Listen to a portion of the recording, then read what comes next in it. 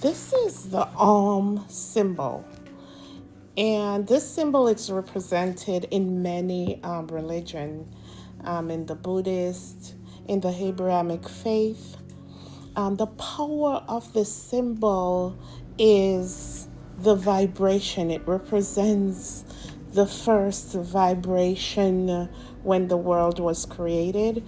And also, it is used a lot during meditation.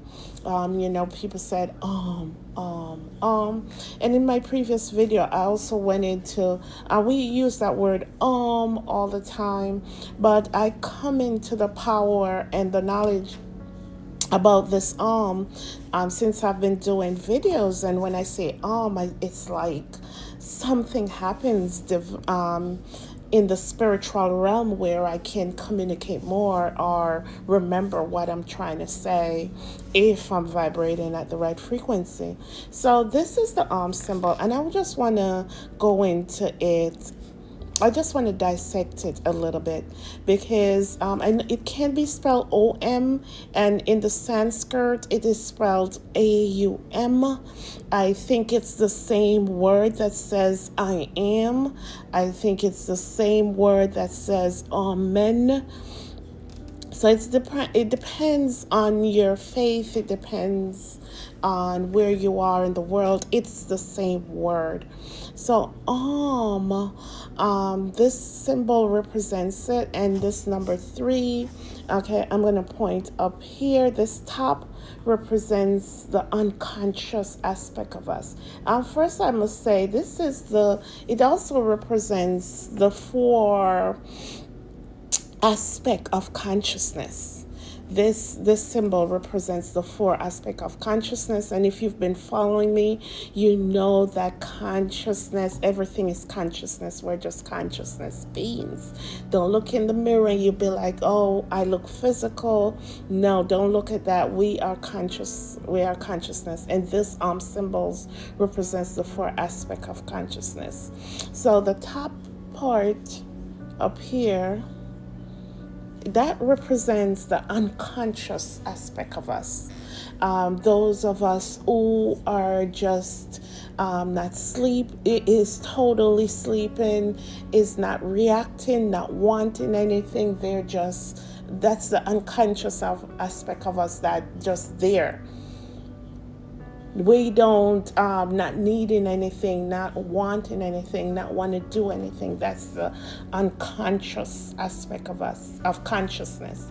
The other aspect of us, the biggest part of it, the bottom part of the letter 3, the number 3, that's our consciousness. But this consciousness is what we're aware of based on our senses. So you see, it's the biggest part, the bottom.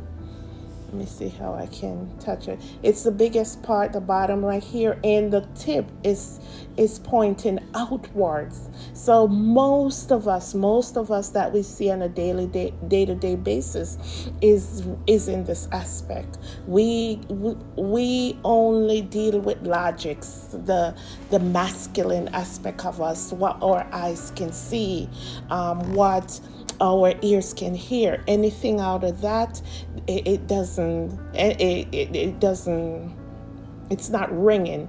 And this consciousness movement, we're seeing that people be like, no, it's you can't prove, it has to be proven, it has to be logical. That just represents the feminine aspect of the masculine aspect of our being. That's right. In the sea, it looks outward. We're looking outwards. We're looking for the government. We're looking to the doctors. We're looking to our parents. We're looking to Jesus, and we're looking for everything on the outside to help us heal on the inside. So this is what the bottom aspect, that's the consciousness aspect, that represents the bottom, I don't know how I can, the bottom of this number 3. The middle aspect over here, the middle aspect, it represents the dream state. And if you could see, the tip of it goes inward. The tip of the dream state goes inward.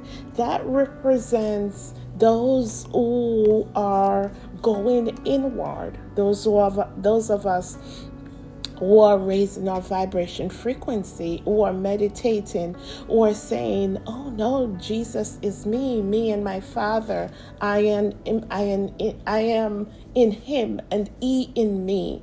I have to go within to heal. I have to go within to get delivered. Everything is my fault. I dictate my reality.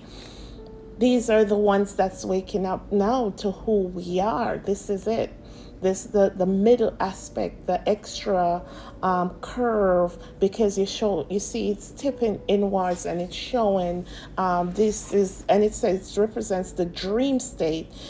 Those of us who knows that in additional to the outward, what we can see at the outward, and really the outward is really the inward.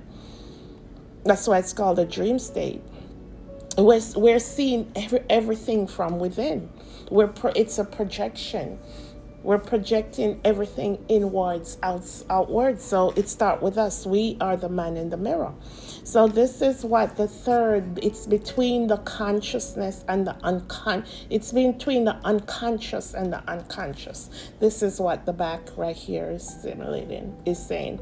The top circle, half circle at the top, that represents, the Hindus call it the Maya. The Bible call it the veil. Christ call it the veil. And that's the veil. It could be the flesh. The veil is the programming that we get when we come in this world, trying to take us out of our divinity. That's the veil right there. And when in the Bible, Christ said the veil was broken.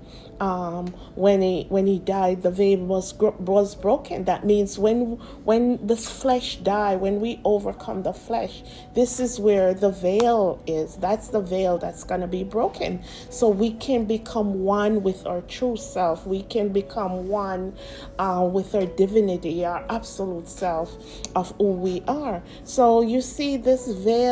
It's not touch. Look at how the veil is situated. It's not touching the three lower consciousness, and it's not touching the hexagon on top up here. It's not touching. It's like it's by itself. It's like it's by itself. So the hexagon on top of the half a moon up there that's our absolute state. That's who we are. That's who we are. That's the aspect of us that nothing that happens in this world, nothing that happens within this veil, within this illusional world, touch that aspect of us. We do not die. There's no death that we live on. We reincarnate. We learn. That's our absolute self. That's the Jesus you pray to. That's the Yahweh you pray to. That's the God you pray to. You're praying to your higher self. And look, the half a moon, or what we call the Maya, the veil doesn't touch it. The Maya, nothing touches it. Our consciousness down here, it's when we are raising our consciousness, when we're in the middle right here, what we're doing is little by little we're removing the veil, and we're getting more of who we are pouring into ourselves from the absolute state, from that divine aspect of who we are. Oh yeah, so this is the symbol. Practice it. It's just vibration. It does something. It's just vibration. It's if you can't remember something, and remember, it's the same thing. I am, Amen, and Adam, Abraham, Yeshua. There's so many names that incorporate this It represents divinity. It represents the first vibration in creation. All right, go ahead and study it, and let me hear what you say, what you understand by this. Be blessed.